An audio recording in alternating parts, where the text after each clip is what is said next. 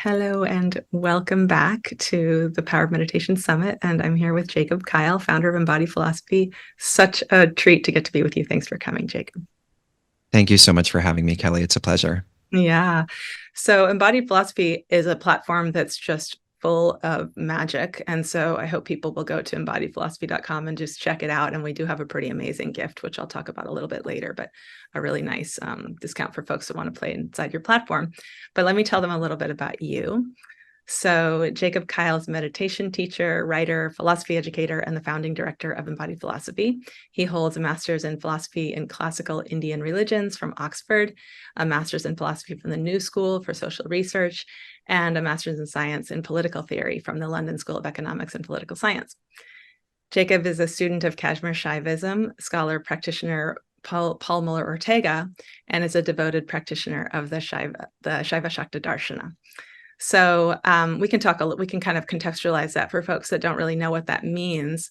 And we have a lot to kind of dive into here today. I spent a lot of time with the Tarka issues from the Tarka journal. And so I would really want to encourage people to pay attention to that as well. But maybe you can give us kind of a little bit of an like just well, let me see if I can frame this properly. So you talk about the fact that after you had already published a few issues of the Tarka Journal, you kind of like rewound and published another one, and you called it Zero. And there's something pretty profound about that. And maybe you could use that as kind of a jumping off place to what happens inside the Shaiva Shakta tradition that's distinct maybe from other traditions that people are used to. Mm. Well, the zero issue, as you said, was a retroactively or retrospectively, however you want to look at it, a published issue of the Tarka Journal. We had published, I believe, 3 issues by that point. And when we were developing that issue, what I wanted to do was to really kind of make essentially set the foundation for what we were doing with the entire Tarka project. And I don't think it's exclusively what we're doing in the Embodied Philosophy project, but it's certainly a key part of it, which is developing and creating space for this notion and this perspective of the scholar practitioner. And by that, I mean, quite simply, in one of the articles that I had sent to you, it's essentially a scholar who practices. And when we think about scholarship today, there is a pretense toward objectivity, right? And we have this value of objectivity that's very dominant in Western culture. And generally speaking, in academic circles, at least if we think about them, quote unquote, traditionally, meaning, over the last couple of centuries, that has tended to denigrate subjective experience. Well, given the fact that contemplative traditions like Shaiva Shakta Tantra are built around sequences of sadhana and meditative practice and various practices of ritual, if we bracket out subjectivity as a valid means of knowledge, subjective knowledge as a valid means of knowledge, then we essentially have missed the point of these contemplative traditions. And so when I started Embodied Philosophy, I think the scholar practitioner impulse was there in the sense that I created it because I wanted to have a place where people could study more deeply yoga philosophy, and that it was important to study it deeply and understand the textual traditions, understand the philosophical concepts, because what I was seeing at that time, which is now back in 2015, what I observed, just at least in my own circles, was a really kind of fluffy distillation of yoga philosophy. There was sort of a fluffy idea around the Yoga Sutras. And in fact, the Yoga Sutras was, I mean, very kind of, I would say, narrowly understood, and certain parts of the book were just completely left out of consideration because we didn't really have a context to understand it. And so I think if more practitioners were, or I thought at the time, if more practitioners were exposed to a deeper study of the text, a deeper study of the tradition, not in a purely scholarly way, but in a deep and in a way with integrity and depth and vigor or rigor, that that their practice would feel more supported and more inspired and more empowered. So on the one hand, I was kind of responding to the the the sort of fluffy yoga philosophy I experienced in yoga schools and yoga studios. And then on the other hand, I felt like scholarship was completely inaccessible to most yoga practitioners. So the platform really was a way of bridging the two. It also reflected my own kind of experience in being a yoga practitioner, but also being kind of studying philosophy and being passionate about philosophy. And so that that combination and exploring the tension between them, Mhm. and also the possibility of them complementing and supporting one another, is something that I just feel is a really important um, mode of investigation. Mm. And I think lots of different people have ideas of what the scholar practitioner means, and that's fine. Everybody can have, I mean, even in the scholar practitioner issue itself, the issue 0, I feel like there was a lot of different kind of angles to unpacking this idea of the scholar practitioner. But to me, it really means employing the what I call embodied epistemologies, essentially embodied methods. Epistemology is just this fancy philosophy word for the science of knowledge and what we take to be knowledge. And to go back to the point about objectivity, in our culture, we take certain forms of objective scientific knowledge to be the only kind of knowledge that is valid. And this, of course, then silences all these different other modes of knowledge, including somatic, contemplative, spiritual, and all the rest of it. And I don't think that these two are mutually exclusive. I think we just have to, as a culture, especially in the scholarly community, we have to see the limits of our own cultural epistemology so that we can begin to engage these contemplative traditions in the spirit of openness, almost like a scientist. Like we are open to the experiments of contemplative sadhana and see what happens, see how it transforms our body mind, see how it transmutes our nervous system. And then on the yoga side, we also have to get past this, what I think is a kind of an anti-intellectual obstacle that is at least pervasive in the United States, in my experience, that all we need to do is practice. And Mhm. I don't think that that is at all true, both experientially, that all we need is that, because, right, if we don't have a context of knowledge to situate and make sense of our experience, then oftentimes we explain our experience in terms of the cultural conditioning that we've had, right? Right. And that's just a form of limitation. And so, in the yoga community, you hear a lot about, 99%, or one, I think it's 1% theory and 99% practice. I don't know who said this, maybe Patabi Joyce. But I think that that is really a kind of myth, and it's a little bit problematic, and it's certainly not representative of the traditions themselves, especially the Shaiva Shakta tradition, as you wanted me to talk about, because the Shaiva Shakta tradition is, through and through permeated by very deep philosophical inquiry, as Mhm. well as these really sophisticated modes of contemplative sadhana that are meant to um, give one an experience of that knowledge that is otherwise being studied. Hmm. Yeah, brilliant. I mean, I don't know that much about the Tantra Sara, but I was reading it a little bit recently, and there's a big emphasis in Abhinavagupta's writings on like the importance of studying scripture, studying the philosophy itself. I just want to read a little bit of what you wrote in Okay. that edition in Zero. So you wrote, zero is synonymous with void, nothingness, and entails infinity. The emergence of zero led to philosophical and mathematical implications that not all cultures were ready or willing to accept. When it was accepted, it overturned Aristotelian philosophy, subverted the existing mathematical logic, and provoked a dismantling of the geocentric worldview. So, you go on to really like talk about what that meant and what it meant at that time to for something, first of all, like just so kind of at a blanket level heretical. I think at one point you say like the seat of the meditator or the meditation cushion is a place of heresy.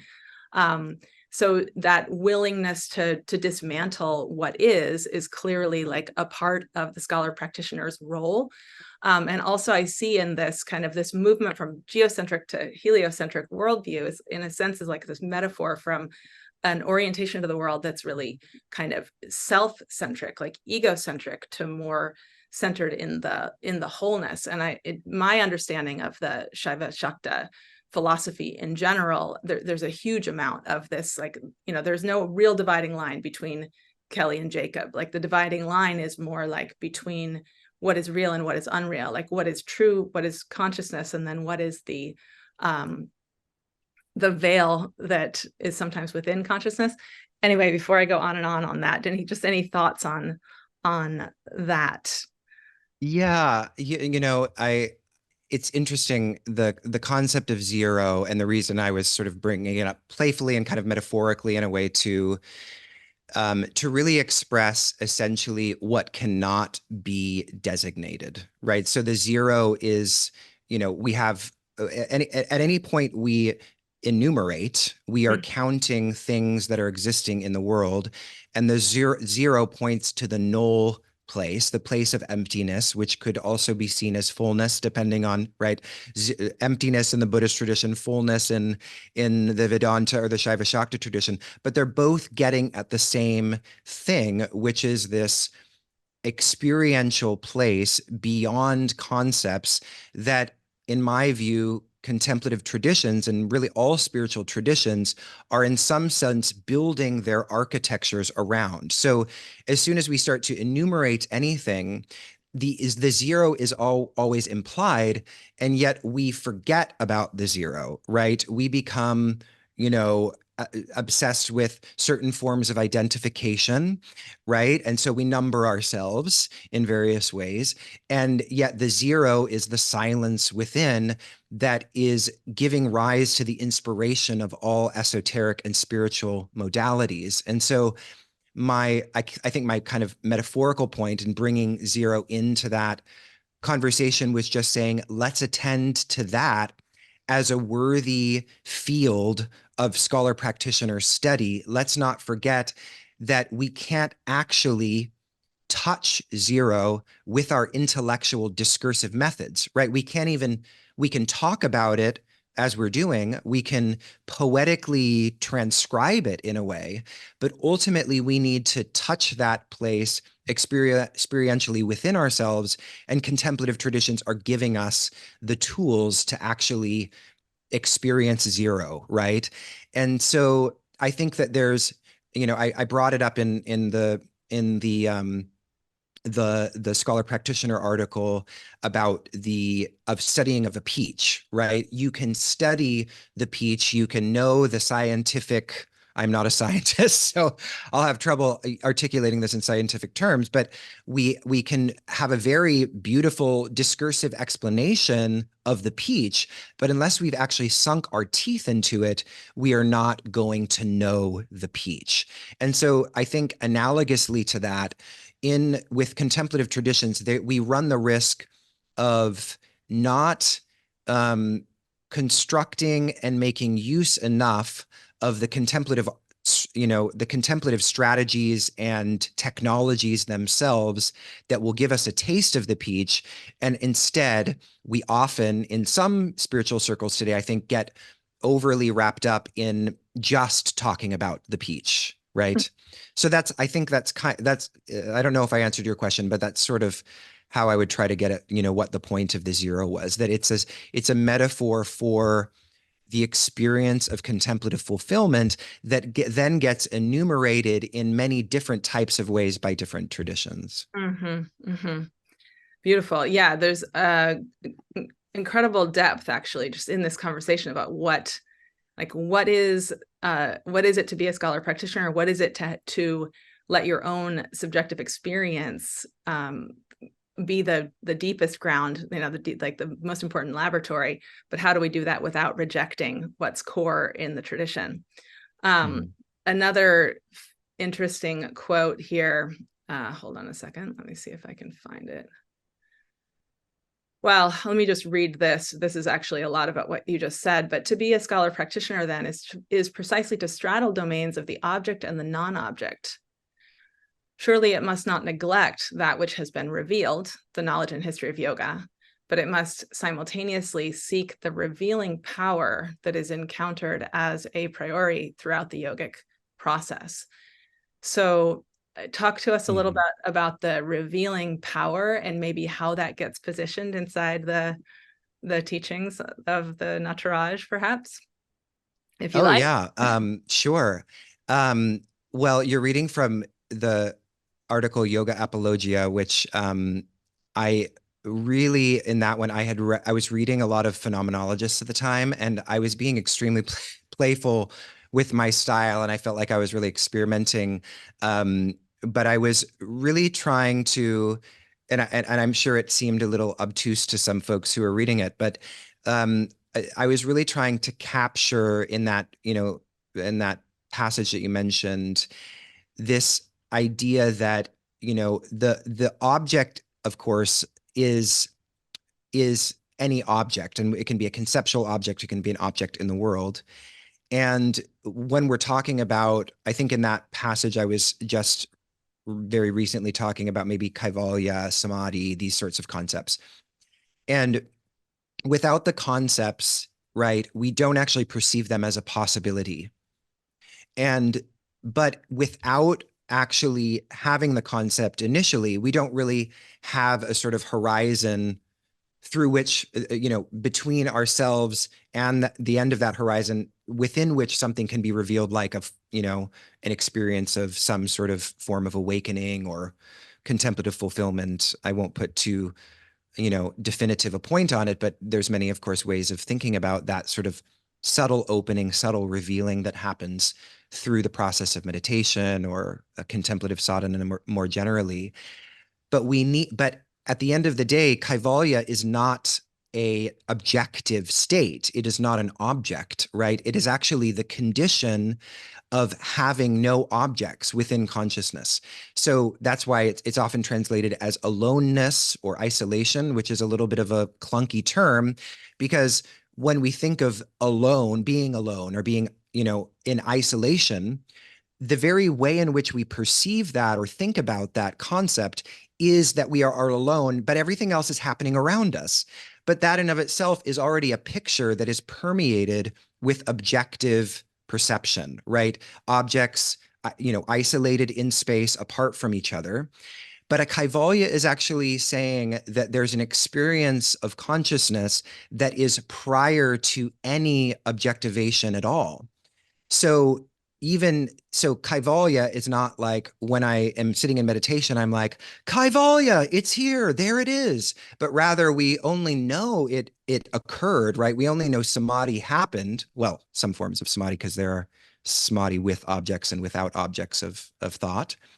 But these states are often only known almost either because of the cumulative effects that they incur upon our life, or we realize we were there because, we sat down and then the meditation alarm went off, and it was like no time had passed, right? Because you were in a state without any objects. And so there was no thinking as well.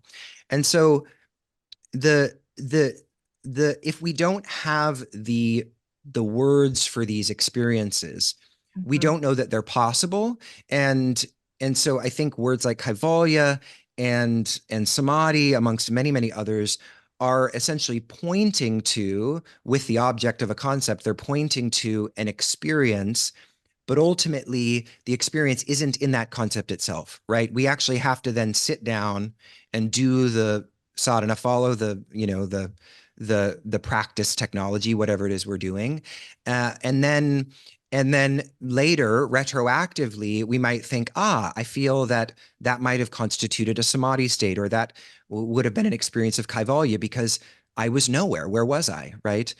So again, not sure if I answered your question, but Well, I mean, that's where it took me. it's very paradoxical, I find, because there's this sense. Christopher Wallace and I talked about this as well, and this is part of what's in his most recent book, like having a path to awakening or understanding of what awakening is, what kaivalya is, which I've always heard kind of translated as liberation, but with this kind of aloneness, kind of isolation from the dross of the material world sort of component. So very classical yoga kind of lens. But Mhm. so this idea that there is the possibility of liberation, without that, without being exposed to that idea, we would never maybe know to seek it. And yet the mind gets so hooked on an idea of a thing, like a concept of a thing, that then it becomes impossible to drop that away in order to experience what we're actually experiencing. So it feels like there's a strange Yes. paradox there. Oh, absolutely. I think probably those of us who have done adventures of sadhana for some sustained period of time have probably experienced these states. And yet, because we have maybe made them so mystical or so esoteric that we actually don't even realize, right? We don't recognize pratyabhijna, we don't recognize the state for what it is, because we're so attached to some idea we have about it. And usually, I think that idea is associated with a really transcendent notion of what spiritual experience is supposed to be like. And you're right. You're absolutely right. I think it is paradoxical, and and but the yoga traditions, as far as I see them, are about the unique synthesis of paradox that actually, we in again like coming back to Western culture, we have this idea of non-contradiction. We don't think that something should contain a contradiction in order to be valid as like a proposition, right? As a form of knowledge. But in the Indian tradition, paradox is pervasive, right? And so in a certain way, the experience of paradox is sort of getting at the truth of it. So acknowledging it as a paradox it could either send us running in the other direction or think that it's wrong. And I think that's where our conditioned way of thinking about these things affects our relationship with it, because we think it's supposed to completely cohere. Now, that's not to say that there are certain contradictions that we shouldn't work out philosophically for ourselves, but I think that there is a beauty in thinking of the non-object that is consciousness, that is the foundation of being, as something profoundly paradoxical. Mm-hmm. Mm-hmm. Yeah, I mean, and certainly if all arising is from this kind of floor, you can't really call it a floor because it doesn't have any substance, but Yeah. consciousness itself and their infinite loci of consciousness, if we have any kind of a glimpse into what consciousness is, we invariably are going to perceive the infinitude of those different perspectives on consciousness. So it's going to feel a little bit like we're going crazy, perhaps, even though that might be an insight into what really is. So, yeah, there's a lot there. I want to take us back to the idea of the revealing power, because I feel Mm-hmm. like just the kind of the phase of revelation, like even inside the teachings on the 5 acts, it kind of elucidates what the other acts are in a sense. And I wonder if you might just speak to Yes. Sure. So I feel like you want me to talk a little bit about the symbolic depiction of Nataraja, right? So Nataraja, as we know, is the dancing form of Shiva, and he beautifully reflects the non-duality of consciousness in this murti, right? In this statue, in this image. And so you have a statue of Nataraja behind you, and yes, there are 4 arms, right, and 2 feet, and let's see if I can remember where they're situated. But in one hand, he has the Damaru drum, right, which is the essentially the drum of creation. And then he has a hand that is in Abhaya Mudra, which means fear not. And then he has this another hand that's holding a flame. And those three hands, the elements that he's holding, are representative of the creation, the sustainment, and the dissolution, which is this kind of arc of reality that is happening all the time, right? At every given moment, something is coming into being, something is being sustained for some time, and then something is passing away. And then, and we can think about this just in the arc of life, but it happens, at a daily level, it happens at a second level, it happens at a minute level. And then there are two other kind of symbolic depictions, and one is, well, they're actually, well, depending on how you look at it, there are three or four more, but there is the foot that is, or the hand, excuse me, the hand that is turned down with the palm facing away.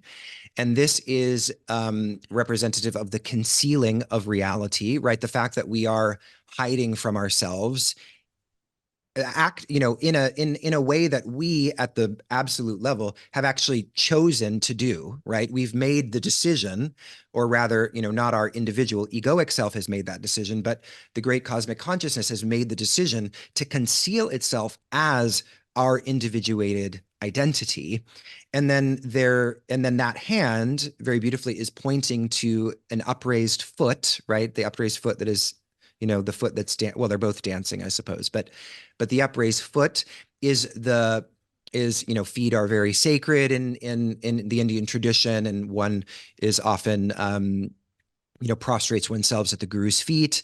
And also sometimes you'll see on people's altars the sandals, right? Because the sandals represent grace. They represent essentially the anugraha shakti, right?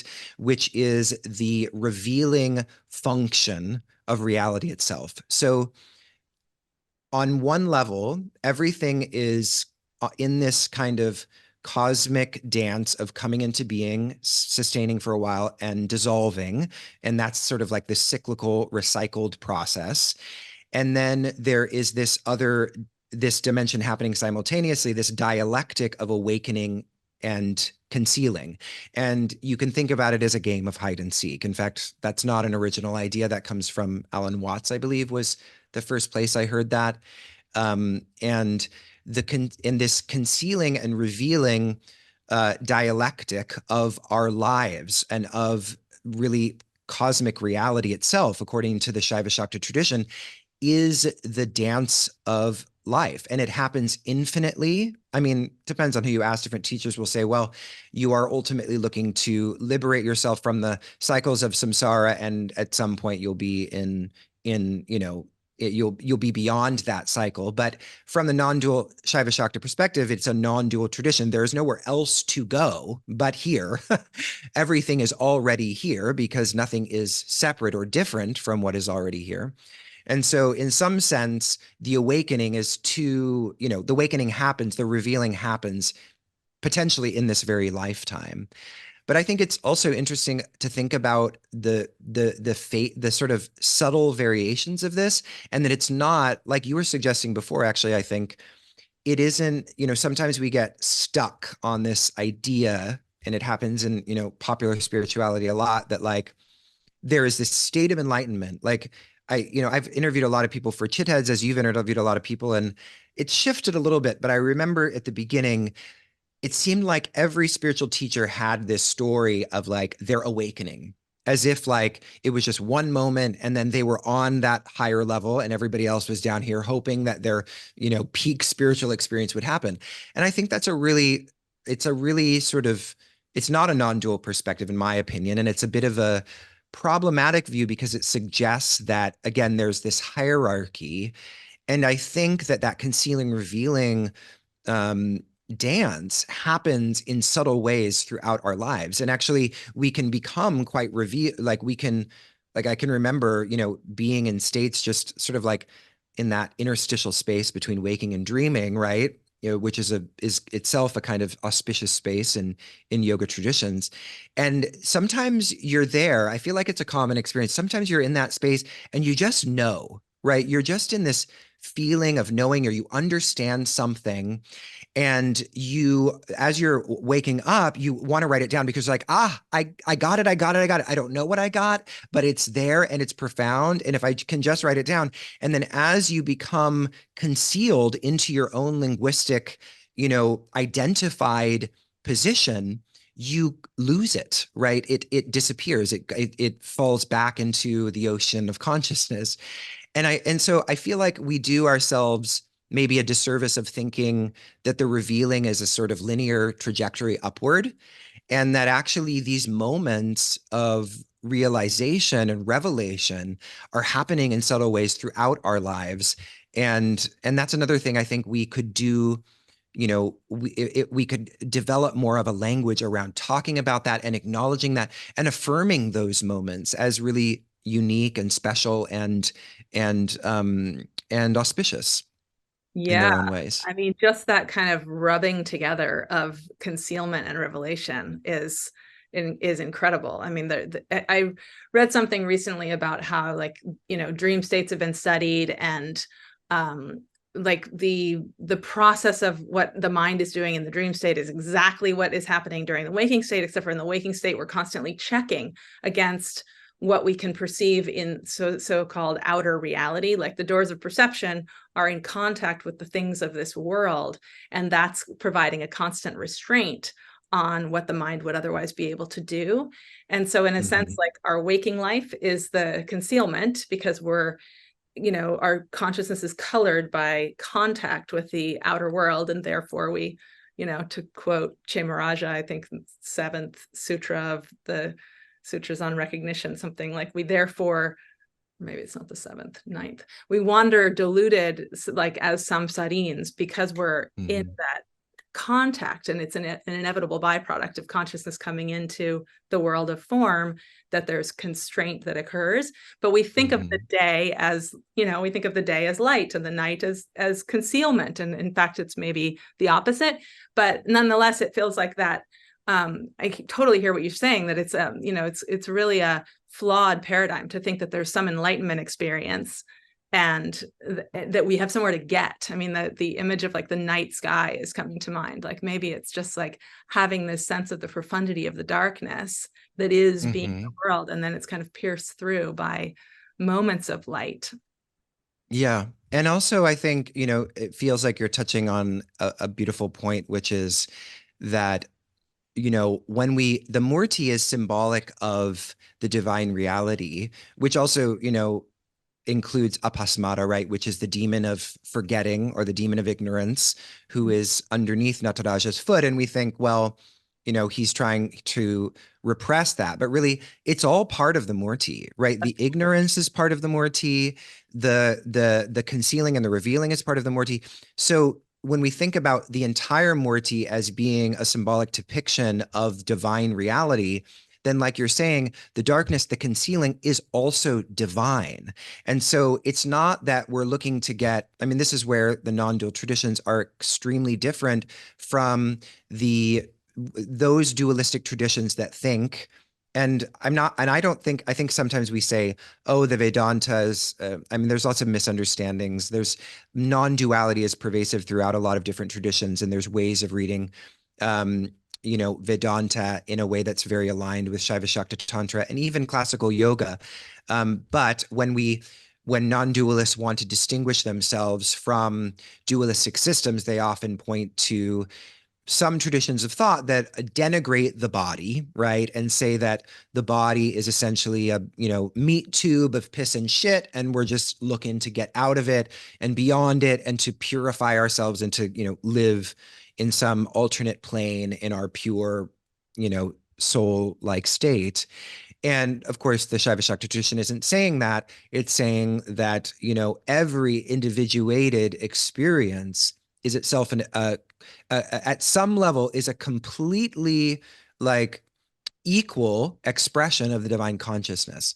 And so it's our own ignorance that then projects onto our experiences and our relationships with other people, these ideas of hierarchy of, well, I'm more illuminated than you, and this person is so sad because they're living in this hell realm, and all that sort of thing that our egos tend to project onto it. Mm-hmm. Yeah, I mean, just it is a very ambiguous place for a lot of people, and requires this kind of combination between some sort of surrender and then ongoing inquiry, I think, because the Mm-hmm. idea is not to become, like, completely sort of morally vacuous or you know, Yeah.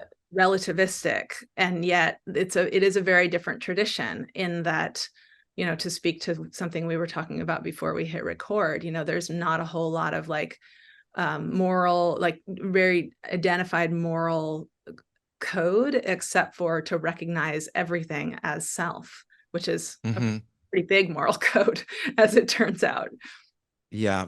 No, I think it's a really important point you're raising, because I think that when people hear that, right, that everything is equally divine, then they're looking for a moral ledge within which they can, say that this is wrong and that is wrong.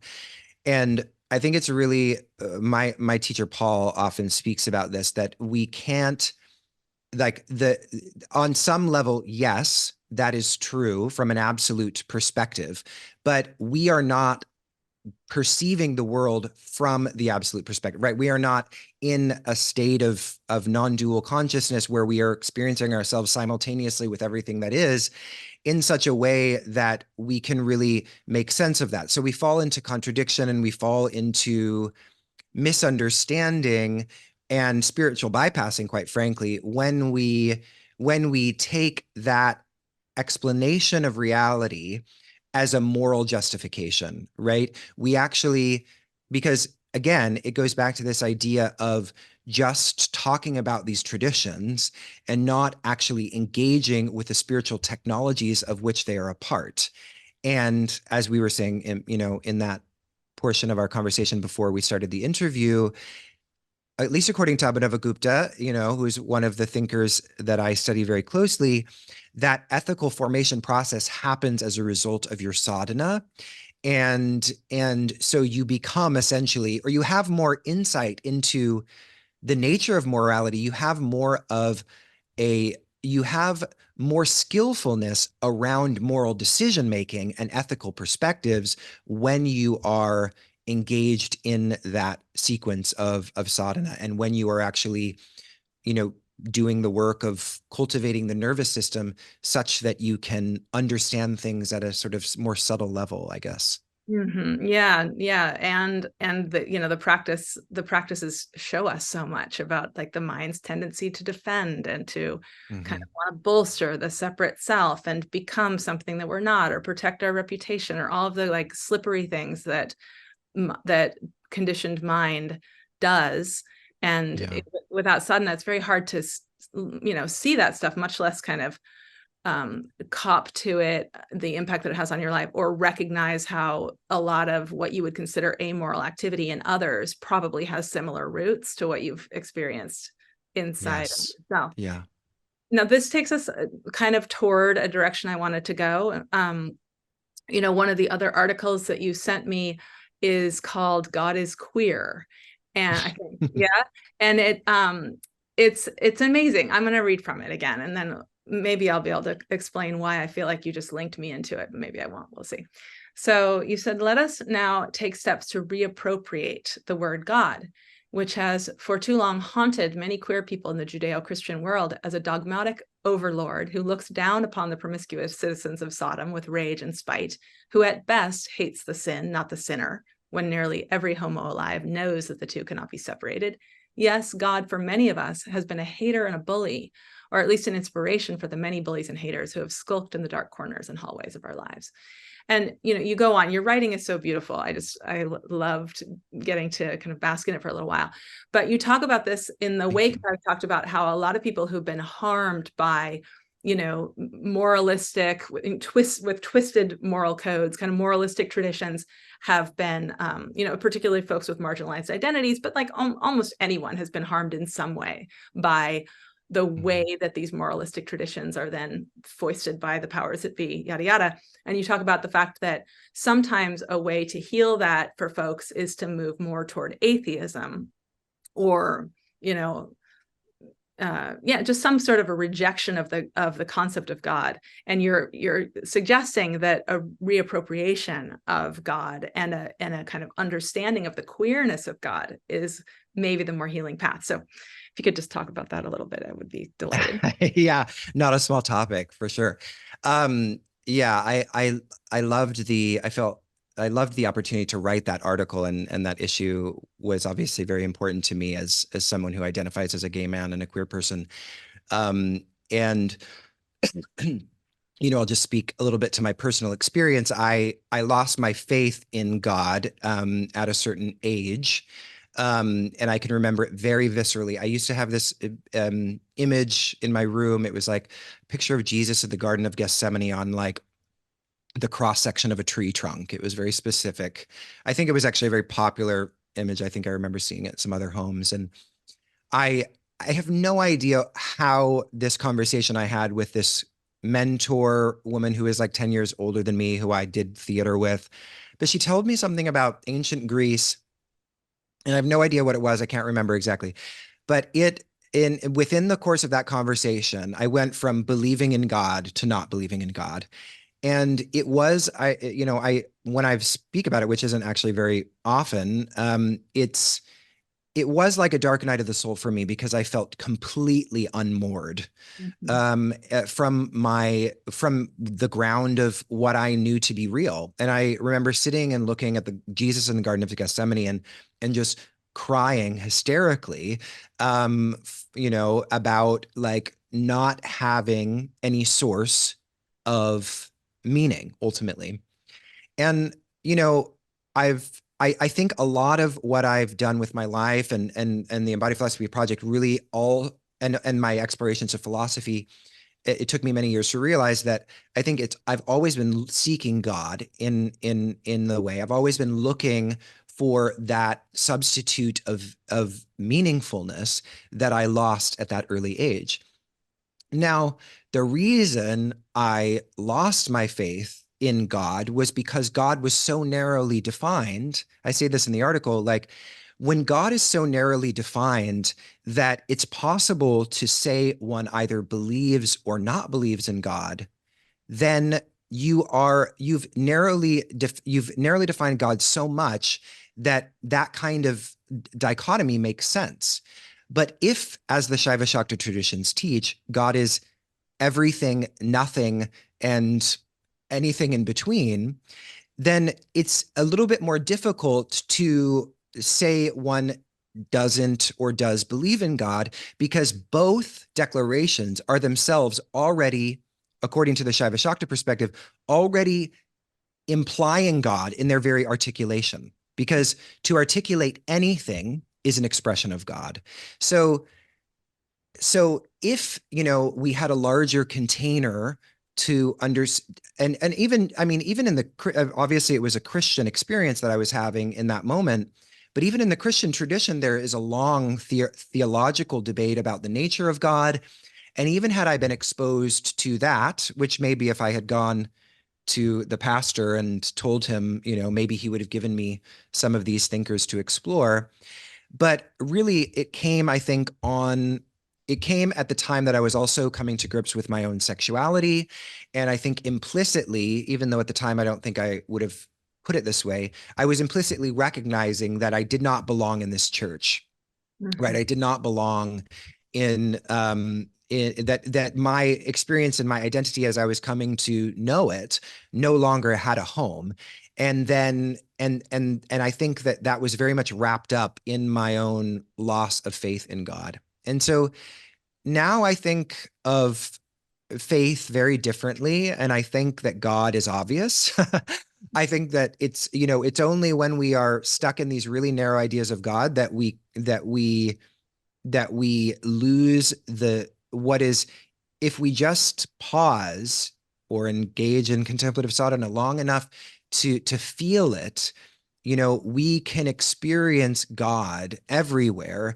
But it isn't the white man living in the clouds throwing thunderbolts of judgment down on all of us, obviously. Now, I think my larger purpose in that article, I mean, that's sort of my own, just speaking to my own experience, but I often feel like I'm in the minority. I mean, there's lots of gay people practicing yoga, but in sort of the esoteric communities that study different esoteric wisdom traditions, there are not a lot of queer Mhm. people. There are not a lot of gay people.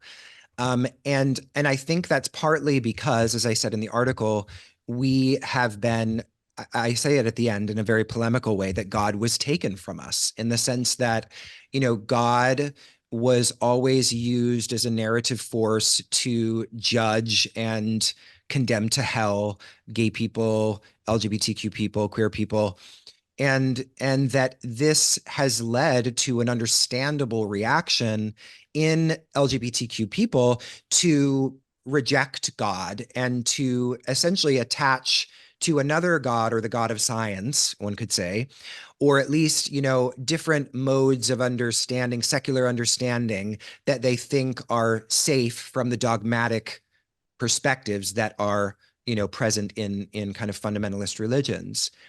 But I think that there are all sorts of reasons that I won't get into about why I think the spiritual void, that is left without, the freedom and inspiration to explore God and what God means for us in our lives outside of those dogmas, is causing us a lot of suffering. Yeah. And I think that this isn't just regarding LGBTQ people. I think it's all secular people who, we have this idea of what reality is, that is framing and limiting our sense of wonder and our sense of aliveness and our sense of amazement. I mean, we don't even have to have a God concept to be amazed by the cosmos, right? And the magnitude and the magnitude of it, and how just thinking, wow, we don't actually know, we don't actually have a limit concept for the universe. It's for, from some perspectives, it's contracting. From some perspectives, it's continuing to expand infinitely. It may go on infinitely. And that even of itself is just one tool that, Mhm. as secular thinkers, we can take and go to that place of wonder, because it naturally invokes wonder.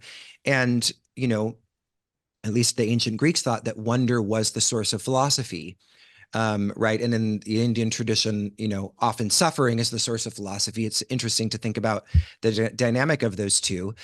Um, but yeah, I think we are all living in a time when we need new spiritual solutions, and we're seeing the symptoms of not having spiritual solutions that speak to our time outside of the dogmas of fundamentalist religions everywhere, right?